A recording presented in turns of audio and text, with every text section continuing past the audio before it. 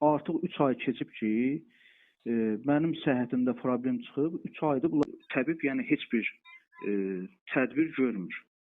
Mən bir dənə söz deyim, mən alim deyirəm, amma cahil də deyirəm. Mənə bilirsən, gəlib qulağıma bəzi sözlər çatır ki, səbr eləsin falan filan. Mənim Peyğəmbərim buyurur ki, səbr üç şey müqabilindədir. Biri itaətdə səbirdir, biri ibadətdə səbirdir, bir də müsibətdə səbirdir. İtaətdə səbir odur ki, insan günah qarşısında səbirli olar. Şeytana yox, nəfsinə yox, Allaha itaət eləyər. İbadətdə səbir odur ki, insan dini ayinləri yerinə yetirərkən onların məşəqqətlərinə dözə, səbr eləyər. Müsibətdə səbir odur ki, insan yaxınını itirər və ya da ruzi problem olar və ya da başqa təbiət hadisələrindən rastlaşar, ona səbr eləyər. İlahi qəza qədərə. Amma mən zülmün qarşısında indiyənə qədər, yəni mən heç yerdə rast gəlmiş insan səbr eləsin. Zülmə necə səbr eləmək olar ki?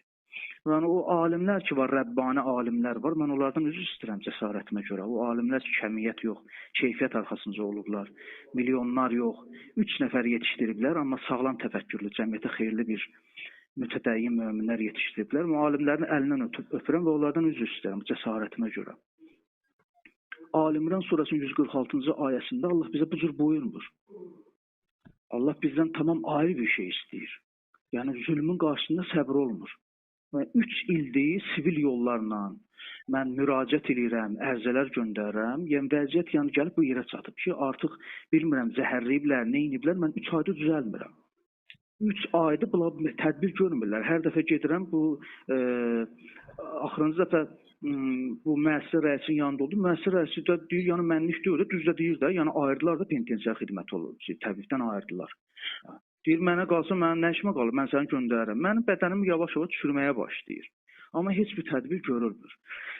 Mən sadəcə olaraq, mən o alimlər ki, deyirəm, onlardan üzr istəyirəm. Mən cəmiyyətdə bizim çaşqınlıq yararan, mən o əzilib büzülüb romantik söhbətlər eləyən adamları nəzərdə tutmuram. Mən həqiqi Rəbbani alimləri nəzərdə tuturam ki, Qurana hər tərəfli əməl edirlər.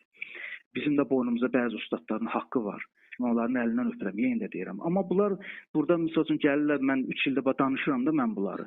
Və çöldə danışdığımı tutdular, şərrədilər, atdılar içəri. Gəlmişəm içəridə də məni istəyirlər ki, islah olmaq bilsən də, səbir bunlar bilsən nə nəzərdə tuturlar. Gəlib danışdırırlar da məni. Bunlar səbir onu nəzərdə tuturlar ki, qapazı vuraq sənin başıva, sən də qayıtdacınla ki, bağışdacınla başım sənin qapazıva dəydi. Mən yəni o cür yaşamağı mənim əqidəm ona yol vermir. Nə də mənim ona mənliyim, vicdanım yol vermir ki, mən zülmün qarşısında mən zillətə boyun əyim. Xeyr, o izzət deyil, o səbir izzət gətirməz, insana zillət gətirər. Mən heç vaxt o cür yaşamayacağam. İstər içəridə olum, istər çöldə olum, mənim üçün fərq eləmir. Yəni o Allahın bəyənmədiyi yaşayışdır. Allahın bəyənmədiyi həyat tərzidir. Həyatın tayyibə odur. Həyatın təyyibə odur ki, sən zülmün qarşısında mübarizə aparasan və sənə olunan o işgəncələr ki var, bu 3 il ərzində bizə daha nələr gördük bu türmə sistemində. O 3 ildir biz onların qarşısına əyilməmişik, sınmamışıq, bu sözünü deymişik həmişə, yenə də bundan sonra da deyəcəyik. Həyatın təyyibə budur. İnsan vicdanının səsinə gərək cavab versin. Həyatın təyyibə o deyir ki, insanın başına qapaz vursunlar, insanın başını salsınlar aşağı. Minlərlə inancını tutdular, şərrədilər, atdılar içəri, səs çıxmadı. Yəni mən keçən dəfə də müraciət elədim ki, zəhmət olmasa bunu işıqlandırın ki, bu bilsinlər ki, bu qədər insanı şəxsən mənim özümü nakişcəsinə, namətcəsinə şərrədilər. Hücum elədilər mənə narkotiklə, məni şəhərədilər, atdılar içəri. Gəlib düşmüşəm içəri, mənim burada heç kimlə problemim yoxdur. Heç bir vəzifəli ilə problem yoxdur, nə də burada heç kimə problem yaratmır. Mənə də problem yaradan, mən 10 saylı cəza müəssisəsində də, başqa mən də şəkiyə kimi məni göndər, şək tutulması kimi məni göndər. Hamısının bir dənə sözü var, səni yuxarıdan tapşırırlar. Yuxarı kimdir də? DTX gəlir mənə qəbul edir, Dövlət Təhlükəsizlik Xidməti. Qəbul edir məni, deyir biz həqiqətən mədəni adamlardılar. Gəlirlər, qəbul edirlər, deyirlər valla biz araşdırmamış, yəni bir şeyi tam dəqiq sübuta yetirməmiş, biz kimi həbs eləmirik. Bantizm kuratoru gəlir, o da eyni sözü deyir. Yaxşı kimdir də? Bizi bu Daxili İşlər Nazirliyi tutan, nə bilim, DTX-ı bizi tutan hər kimdir? Bu yəni hara kimi qadınlara qədər yəni həbs olunub. Yəni bu nə xofdur bu cəmiyyətdə. Bu günlərdə yenə də deyirəm, yəni o məndən səbr istəyən qardaşlar ki, həqiqətən ürəkləri yanırlar, deyirlər səbirli olsun, biz istəmirik əziyyət çəksin. Yəni mən o cür səbri mən qəbulləmirəm. Yenə də deyirəm, səbir 3 şeyin müqabilində 3 şeydə vurğuladıq.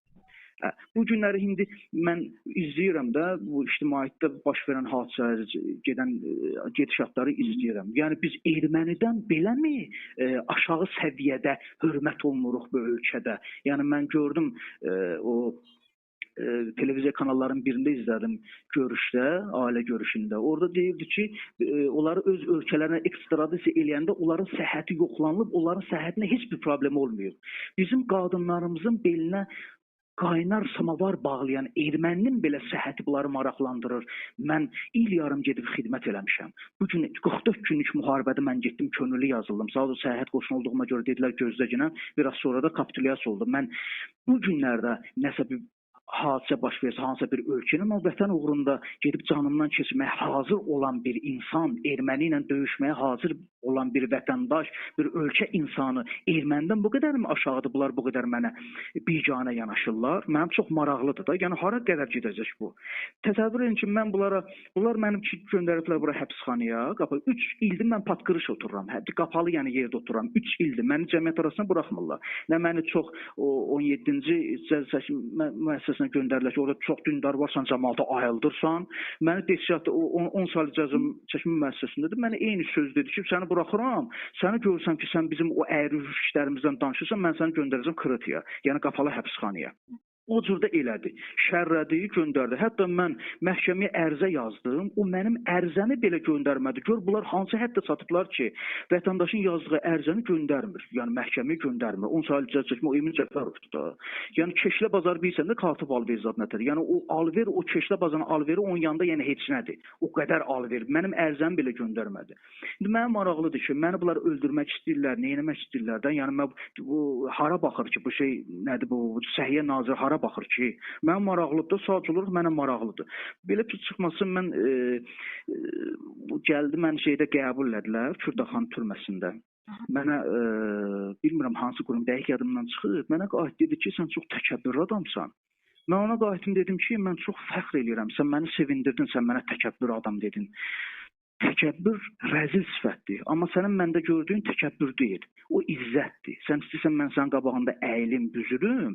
Xeyr, sən onu heç vaxt görməyəcəksən.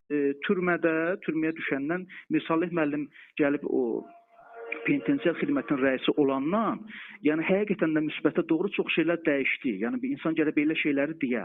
Amma mən Salih müəllim bura mənim üçün bir nümayəndə göndərmişdi Samir adında. Yəni mən o cür kişinin mənə göndərdiyi o cür adam çox məndə böyük təəssüf hissi doğurdu ki, yəni o cür fırıldaq adam göndərib. Bəlkə də Salih müəllim xəbəri yoxdur ondan, onun o cür fırıldaq olmağından. Gəlib mənə diktə eləyirdi ki, ərizəni bu cür yox, bu cür yazıcınan. Ki sən niyə deyir belə ya? Deyir mən olanı yazıram da. Gəlib indi pul alır, nə qayırır mən bilmirəm də. Yəni onsuz da yəni ölkədə rüşvət baş alıb gedir. Yəni mən bu günləri əgər bu türmədə bu vəziyyətə gəlib düşmüşəmsə, hətta türmənin özündə belə mənə bəzi oyunlar oynadılar. Mənim həbs müddətimi artırmaq istəyirdilər. Yəni bu həbs müddəti mənim nəyə görə artırmaq istəyirlər? Yəni əgər mənim zülmün qarşısında susmamı görə artırmaq istəyirlərsə, mən heç vaxt susmayacağam. Yəni mən dörd divar arasında olmaqla, çölə çıxmaqla, işgəncə ilə mən bu şeylərə susan deyirəm. Mənim bir neçə gün əvvəl mənim istəyirlər həbs müddətimi artırsınlar. Senari qurdular, sadəcə olaraq Allah lütf elədi, tutuzdura bilmədilər. Amma biləm ki, yenə senarilər olacaq. Mənə ki deyirlər, misal səbr, onlar elə bilirlər ki, mən burada yeyirəm, içirəm, yatıram, axşama kimi də siqaret damağımda mən mahnıya qulaq asıram. Mən o cür yaşayan adam deyirəm.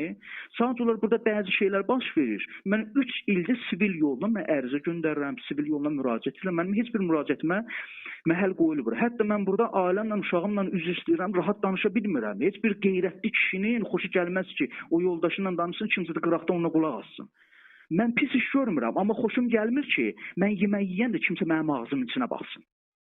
Demirəm, ölkədə hansısa bir cinayətkarı, hansısa bir, nə bilim, qanunsuz iş görənlərindən tədbir görülməsin. Biz də olsaq, biz də eyni işi görərik. Bizim deməyimiz odur ki, niyə şərləyirsiniz bizi? 3 ildir biz dözürük, səbr eləyirik. Düzdür, mən artıq 4-cülük ilmir. Bugünə kimi də yenə ərizələr yazırdım. Söhbət ondan gedir ki, bunların heç bir mən müsbət effektini, yəni nəticəsini, təsirini görmürəm mən. Zəhmət olmasa bunu lazım olan qurumlara çatdırın. işıqlandırın, ictimailəşdirin, zəhmət olmasa, xahiş edirəm sizdən. Və o media sahiblərinə ki, o media rəhbərləri ki var, keçən dəfəki səsimizi o qədər ictimailəşdirmə, onlara çox təşəkkür edirəm. O bəzi qardaşlar da var idi, deyirlər, aksiya, xeyr, elə bir şey lazım deyil. Heç elə bir şey lazım deyil. Sadəcə olaraq biz sivil yolla istəyirik ki, bizim məsələmizə hüquqi qiymət verilsin. Yəni bu hara qədər gedəcək? Xahiş edirəm, bu mövzular ictimailəşdirilsin, işıqlandırılsın, lazım olan yerlərə çatdırılsın. Aydındır və mən belə nəzərdə tutmuşam ki, daha doğrusu tutmuşuq ki, əgər bizim məsələlərimiz öz həllini tapmasa, biz bu ölkədə acıq əsasına oturacağıq, ölüm həddinə qədər. Amma gözləyirik. İnşallah ki, bir nəticəsi olar. Mən öz qohumlarıma, öz doğma qardaşıma, ailəmə, uşağıma zəng edib dərdimi deyə bilmirəm. Hamısı qorxurlar. Hamısı qorxurlar ki, bizi tutacaqlar, bizi də şərləyəcəklər. Gör nə vəziyyətə çatıb ki, mən öz dost tanışıma, öz qohum əqrabama, yaxın ailəm üzvlərimə zəng edib mən dərdimi deyə bilmirəm. Bu nə ölkədə biz yaşayırıq? Yəni buna bir tədbir görülsün, zəhmət olmasa.